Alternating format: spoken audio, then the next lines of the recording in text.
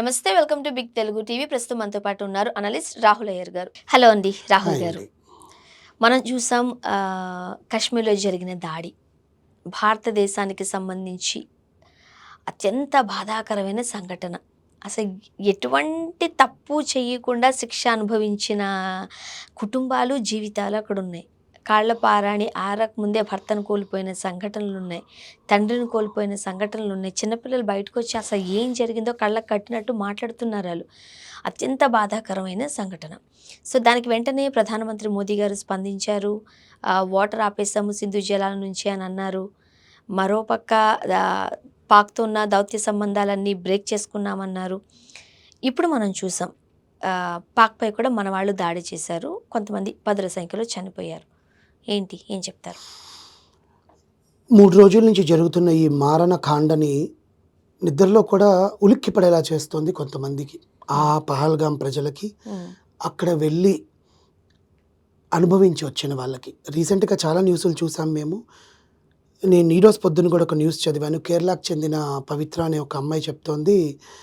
కరెక్ట్‌గా మేము ఇంకొక 15 నిమిషాల్లో అక్కడికి వెళ్తుంటే మా హస్బెండ్ ఆకలేస్తుంది. 2 రోజుల నుంచి మనం తిరిగి గుల్మార్గ్, సోనమార్గ్‌లో తిరిగి మనం ఆకలికి అసలు తిప్పలు లేకుండా ఉన్నాం. ఇక్కడ ఆగి తిండి తినేసి పహల్గామ్‌కెళ్దాము. హ్మ్. ఆ బైస్రా అన్న ప్లేస్‌కి వెళ్దాము ఓకే. అని చెప్పి అక్కడ తిండి తినడానికని ఆగి, వాడు ఫ్రైడ్ రైస్ ఆర్డర్ చేస్తే వాడు ఫ్రైడ్ రైస్ తెస్తే దాంట్లో ఉప్పు ఎక్కువ ఉందని చెప్పి మళ్ళీ రెస్టారెంట్ వాళ్ళు ఇంకోటి ప్రిపేర్ చేసే లోపలే దాడులు జరిగి 27 మంది చనిపోయారు. లేకపోతే మా కుటుంబంలో మేము 18 మంది ఉన్నాము. 18 మందిలో 11 మంది మగవాళ్ళు ఉన్నారు. 11 మంది మగవాళ్ళు కూడా దూరం అయిపోయేవాళ్ళు మాకు అని చెప్పి ఆ అమ్మాయి ఏడ్చుకుంటూ చెప్పడము.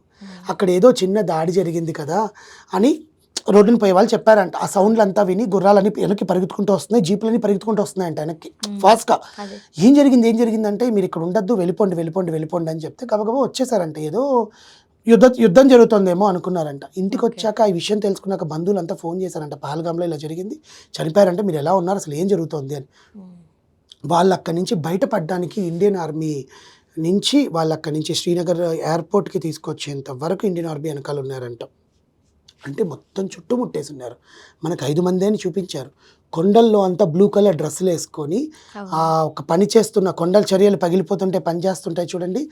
అలా పనిచేస్తున్న వాళ్ళ లెక్క ఒక 50-100 మంది ఉగ్రవాదులు ఉన్నారంట అక్కడ. అంటే వాళ్ళు ఏమనుకున్నారంటే ఏదైతే ఇండియన్ కాశ్మీర్ అనేది అంటున్నారో దాన్ని మొత్తం పేల్చేద్దామన్న దాంతో వచ్చారు. అసలా వీళ్ళు తుపాకులు పట్టుకొని ఎలా వచ్చారు? మన ఆర్మీ వాళ్ళు కూడా తుపాకులే పట్టుకుంటారుగా. ఆర్మీ గెటప్‌లోనే కదా వీళ్ళొచ్చింది. తెలిసిపోతారు కదా! ఎంత కాకపోయినా అంత ఐడీలు పైగా. అడగరు కదండీ. ఇప్పుడు ఫర్ ఎగ్జాంపుల్ కానీ అక్కడ సెక్యూరిటీ బావుంటది గదా! అదే చెప్తున్నానండి. ఇప్పుడు జవాన్లకి జవాన్లు మీరు ఏ బ్రాంచ్ నుంచి వచ్చారని మాట్లాడుకోరు. అంత తెలివి లేకుండా అయితే వీళ్ళు ఎంటర్ అవ్వరు. అది ముసల్మాన్ ఫేసులు ఉంటాయి. లేకపోతే ఆ కమ్యూనిటీ ఫేసులు ఉంటాయి. పాకిస్తాన్ ఫేసులు ఉంటాయని మనం అనుకోం కదా! ఇప్పుడు కానీ ఇండియా నుంచి వెళ్ళిన లేదు. ముస్లిం ఇప్పుడు అలా సోదరులు కూడా అనుకుంటే ఆడుతూ చాలా ఉంటారు కదా! ఇబ్బందికరమైన పరిస్థితులేనండి. అదేలెండి. కానీ వాళ్ళకు బోర్డర్‌కి సంబంధించిన దగ్గర భద్రతా చర్యలు చాలా గట్టిగానే ఉంటాయి. వీళ్ళు తుపాకులు పట్టుకొని లోపలికి రావడాన్ని మనం అంత ఈజీగా ఎలా తెలుస్తది అని అనుకోలేము. అవును. నేననేది కూడా అదే. తుపాకులు పట్టుకొని ఈజీగా ఎంటర్ కాలేరు అని అనుకునే లోపలే ఎంటర్ అయిపోయారు. ఎందుకంటే ఆ! ఆ అంటే ఎక్కడో సత్సంబంధాలు భద్రతా ఉంది. వైఫల్యం కనిపిస్తుందిగా. కనిపిస్తుంది. సో, కానీ వీళ్ళు ఎంటర్ అయ్యారు. ఆ దాడులు జరిగాయి. అంతా జరిగిపోయిన తర్వాత మోడీ ప్రభుత్వం ఎటువంటి నిర్ణయం తీసుకుంటుంది అని ఆలోచిస్తున్న సమయంలో నిన్న మోడీ గారు బీహార్‌లో పర్యటించినప్పుడు కూడా చెప్పిన విషయం ఏంటి అంటే, "అసలు మీ ఊహకి అందకుండా మేము చేస్తాము. ఏం జరగబోతుందో చూడండి" అని ఆయన నిర్ణయాన్ని తను బయటపెట్టారు. ఎప్పుడు హిందీలో మాట్లాడే మోడీ గారు ఈరోజు ఇంగ్లీష్‌లో ప్రసంగం ఇచ్చారు.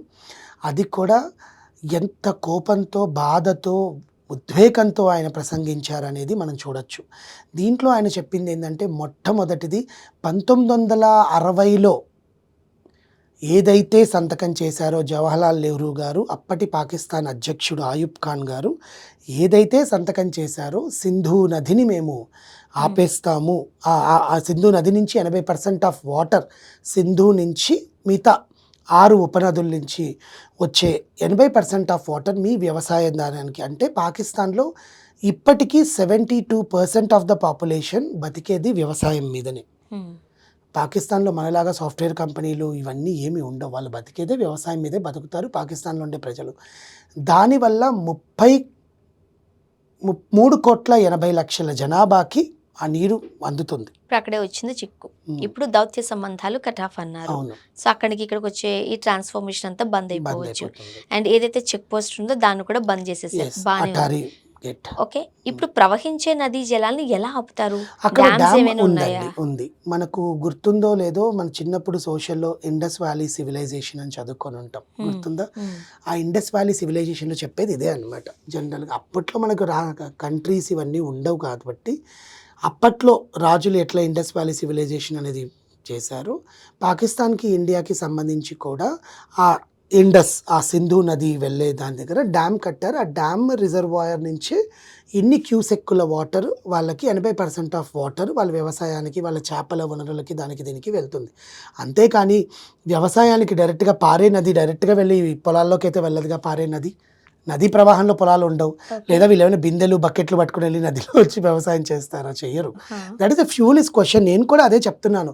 ఇంత ఉగ్రదాడి జరిగి ఇంతమంది అమాయకులని పొట్టన పెట్టుకున్న పాకిస్తాన్ వాళ్ళ మీద మనం ఏదో ఒక ప్రత్యామ్నాయం, వాళ్ళని మనం ఏదైనా చెయ్యాలని మోడీ ప్రభుత్వం ఇంత ప్రయత్నిస్తుంటే ట్విట్టర్లో కొంతమంది ఇంకా కాంగ్రెస్ పార్టీ, ఇంకా బీజేపీ పార్టీ, ఇంకా ఇంకో పార్టీ అని చెప్పి we are Indians, we should be united, మన దేశాన్ని మనం రక్షించుకోవడానికి ప్రతి ఒక్కరూ మాట సహాయం చేయాలి చూడండి, అనకుండా మోడీ గారు వెళ్ళి పడుకుంటారా, డ్యాములు లేవక్కడ, మోడీ ప్రభుత్వం వెళ్ళి అంటే అదే పడుకుంటుందా అని ఇప్పుడు మాట్లాడుతున్నారు. చూడండి, మనము నెటిజన్స్ చేస్తున్న నెగిటివ్ కామెంట్స్ ని నెగిటివ్ గా చూడొద్దు. It is పాసిబిలిటీస్ there చూద్దాం. అదే చెప్తున్నాను. మన నిజంగానే గూగుల్లోకి వెళ్ళి డ్యామ్ చూడాలి ఉందా? కమెంట్ పెట్టేటప్పుడు how the water is going through the Pakistan. Okay. గూగుల్లో చెప్తుందిగా, ఏ టెక్నాలజీ ఉందిగా, చాట్ జీపీటీ అనేది ఒకటి ఏడ్ చేయి, దాంట్లో వెళ్ళి whether how we can stop Sindhu and ఉపనదులు, తెలుగులో చెప్పండి, సింధు ఉపనదులని పాకిస్తాన్లోకి వెళ్లకుండా ఇండియన్ ఎలా ఆపుతుంది అని నేను ఇప్పుడు మీ ముందే చాట్ జీపీటీలో కొట్టి చూపిస్తే చెప్తుంది అది. ఈ రకంగా ఆపచ్చు, ఈ రకంగా ఆపచ్చు, ఇవి ఉంటాయి అని. ఓకే. ఆ తెలివి లేదా? అది అది చూసుకోవాలి ఫస్ట్ థింగ్. సెకండ్ థింగ్, నీ వంతు ఇప్పుడు ట్విట్టర్లో ఇంతమంది మనకు ట్రోల్, ప్రతి ఒక్క మెసేజ్కి రిప్లైలు ఇస్తారుగా. తెలివి గల వాళ్ళు రాజకీయాల్లో ఉండకపోవచ్చు, చదువుకునే ఐఐటి సైంటిస్టులు రాజకీయాల్లో ఉండకపోవచ్చు, వాళ్ళు మోడీ గారి ప్రభుత్వంలో ఉండకపోవచ్చు. వీళ్ళ ఆలోచనలని ట్విట్టర్లో పెడితే వాళ్ళ మీద దాడి ఎలా చేయాలనే దాన్ని 100 మంది ఆలోచనలోంచి ఒక్క ఆలోచన వాళ్ళని మనం నాశనం చేయడానికి ఉపయోగపడదా? ఎందుకంటే because we are all talented, we are Indians are talented ఇప్పుడు కంపారిటివ్లీ. ఇక్కడ వాళ్ళు పాకిస్తాన్ అంటే దుర్మార్గులు. ఓకే, నువ్వు హిందూ, అక్కడ కులం లేదు, మతం ఉంది. అవును, కులం లేదు, వర్గం లేదు, బట్ మతం అయితే ఉంది. నువ్వు హిందూ అని అంటే చంపేశారు, వాళ్ళు దుర్మార్గులు. బట్ మనం అది కాదు. ఇక్కడ మరీ ముఖ్యంగా భారతదేశంలో హిందువులు, ముస్లిమ్స్ మరీ ముఖ్యంగా క్రిస్టియన్స్, అన్ని మతాల వారు ఏకమై పోరాడాల్సిన నేను అదే చెప్తున్నా. హిందూస్ ని చంపేశారు కదా అని అదే చెప్తున్నా. క్రిస్టియన్స్ మనకేం అలా ఎప్పుడు ఉండదండి. అది మనం అనుకుంటాం, కూడా ఇది కాదు అని ఒక వర్గం వాళ్ళు అనుకుంటారు అట్లా వీళ్ళు ఉన్నారని. ఆగస్టు 15 వస్తే గుండెల మీద జెండాలు అతికించుకొని, ఆగస్టు 26 వస్తే హ్యాపీ రిపబ్లిక్ డే అని చెప్పి స్టేటస్లు పెట్టుకునే కాలంలో మనం బతుకుతున్నప్పుడు అదే దేశభక్తి ఇప్పుడు చూపించి అదే ట్విట్టర్ వేదిక మీద మన ఆలోచనలను పెడితే ఎవరో ఒకరి ఆలోచనని మోడీ ప్రభుత్వానికి తెలియజేయదా? నాకు తెలిసి భారతదేశంలో ఉన్న ముస్లిమ్స్ అందరినీ మనం పాకిస్తానీలో అనలేము. దేశభక్తి చాలా ఉంటుంది ముస్లిమ్స్ లో, దేశభక్తి అందరికీ కాదు. నేను చెప్పేది ఏంటంటే కులాలకి మతాలకి అతీతంగా బతుకుతున్న మన భారతదేశాన్ని కాపాడుకునే అవకాశం మనకి ఇప్పుడు వచ్చింది. మన భారతదేశపు ఆత్మలని చంపేశారు. మన భారతదేశంలో ఏదైతే ఇప్పుడు బాధపడుతున్నామో దాన్ని మనమంతా ఏకధాటి మీద నిలబడి ఒక్కొక్క ఆలోచన ట్విట్టర్లో పెట్టండి, మంచి ఆలోచన మీ బ్రెయిన్కి పదును పెట్టండి, ఈ ఒక్క పని చెయ్యండి. ఎందుకు పాకిస్తాన్ వాళ్ళని మనం అంతం చేయలేము? ఎందుకు పాకిస్తాన్ ఉగ్రవాద దాడులని మనం ఎందుకు ఆపలేము? ఇప్పుడు మోడీ తీసుకున్నది, వాళ్ళు చెప్పింది ఏంటో తెలుసా అండి, గగన ఉపరితలం మీద భారత్ విమానాలు ఏవి వెళ్ళకూడదు, 48 గంటల్లో ఇండియన్స్ ఎవరైతే ఉన్నారో వాళ్ళు వెళ్ళిపోవాలి ఇండియాకి, పాక్ నుంచి వచ్చే ఏ వీసా రద్దు చేస్తామని వాళ్ళంతా కఠినంగా తీసుకొని కూడా ఈరోజు కంచెల దగ్గర 18 మందిని మన ఇండియన్ సైన్యం వెళ్ళి ఎదుర్కొని చంపేయడానికి మనం చూస్తున్నాము. వాళ్ళు ఇంకా దాడులు చేస్తున్నారు. ఆ దాడులన్నిటిని ఆపాలంటే మీ బుర్రలు ఉపయోగించండి. ఏదో ఒకటి వాళ్ళని ఏం చేస్తే మన దేశం గర్వంగా నిలబడుతుంది, కానీ మనం దాంట్లో నాకైతే పాల్గొంటాం. పర్సనల్గా అనిపిస్తుంది వాళ్ళు ఎందుకు టెర్రరిస్టులు ఇంత ఘాతుకానికి పాల్పడ్డారు. వాళ్ళకి ఆ? అదే అదే మరో వాళ్ళకి పక్క వృత్తి.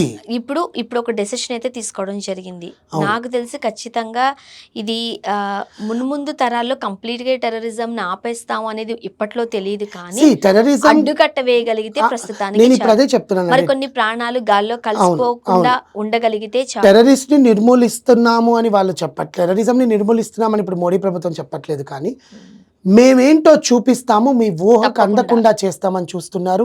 అందరూ దేశభక్తితో అవును, ఉండాలి. ఇక్కడ మతాలొద్దు, వద్దు. అందరం ఒకటే. జై హింద్. Thank you.